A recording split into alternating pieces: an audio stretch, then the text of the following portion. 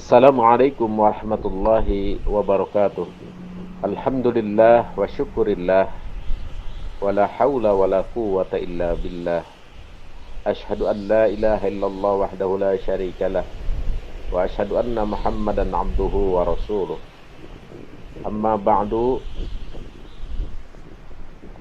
ikhwatul iman rahimakumullah.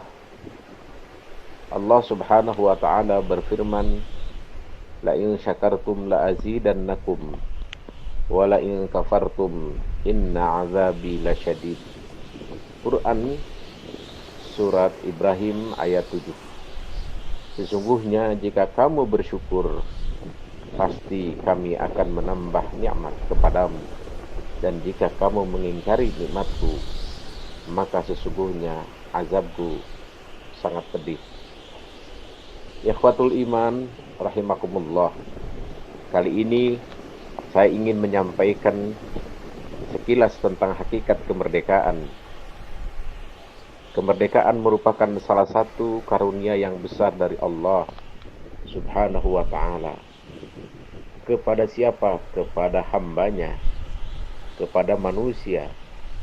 Wabil khusus bangsa kita sedang merayakan kemerdekaan ke-75 tahun.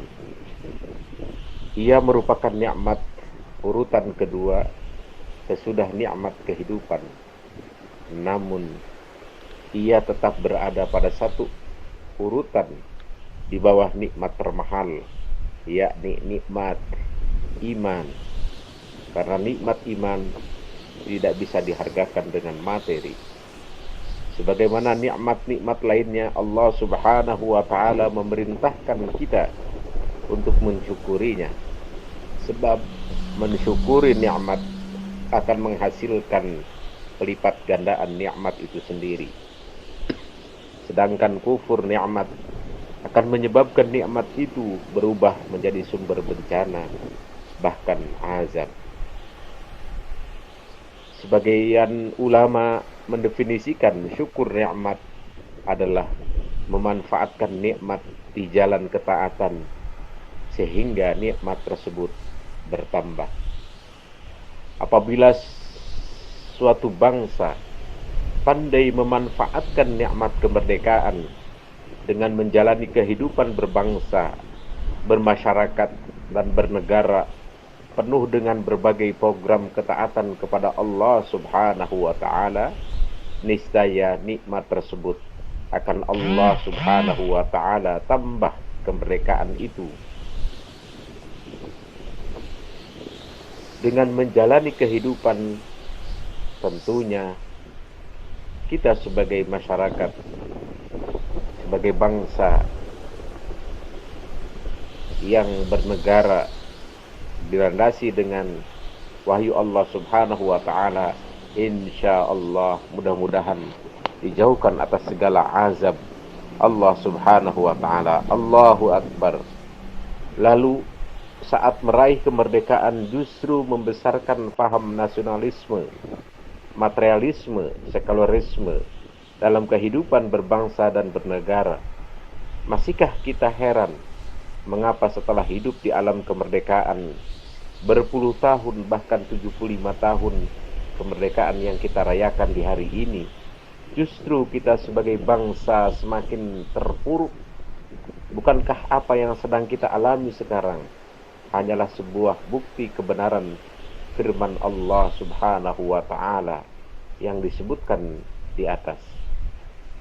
Mengingkari nikmat, maknanya di sini adalah tidak memanfaatkan nikmat kemerdekaan di jalan Allah Subhanahu wa ta'ala. Artinya, tidak menjadikan Islam sebagai landasan kehidupan berbangsa dan bernegara. Kita lebih percaya dan bangga dengan man-made ideologi daripada way of life yang telah digariskan oleh Allah Subhanahu wa ta'ala.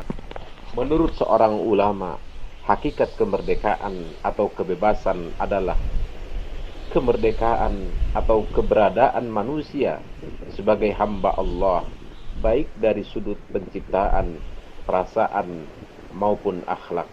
Allahu Akbar, walillahil hamd.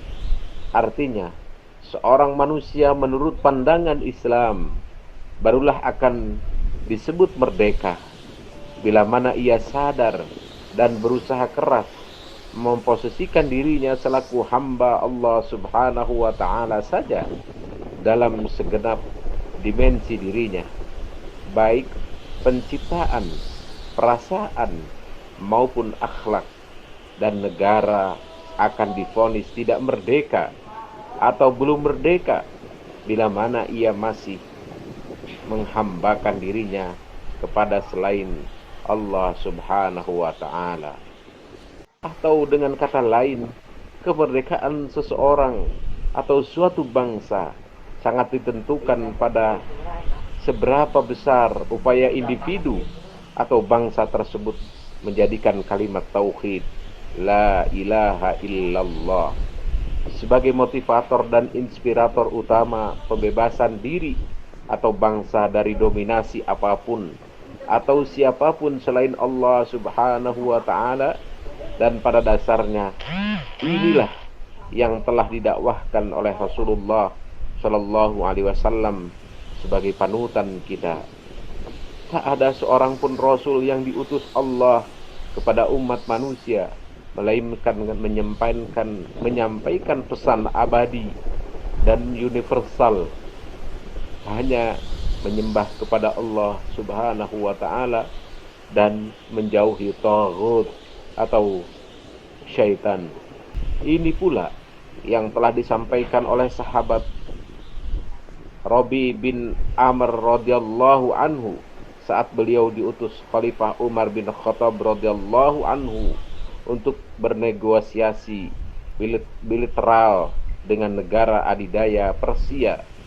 Rabi berkata kepada Panglima Persia, "Kami umat Islam diutus Allah untuk mengeluarkan manusia dari penghambaan sesama hamba untuk menghamba kepada Allah semata.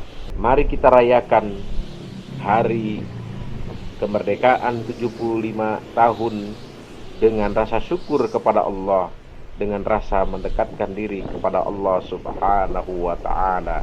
Mudah-mudahan kemerdekaan 75 tahun Indonesia merdeka betul-betul memiliki makna yang hakiki dan kita menjadi hamba yang senantiasa bersyukur di hadapan Allah Subhanahu wa taala. Selamat Dirgahayu Republik Indonesia. Sekali merdeka, tetaplah merdeka. Hatur nuhun, mohon maaf atas segala kekurangan. Hadanallah wa iyyakum ajma'in. Wassalamualaikum warahmatullahi wabarakatuh.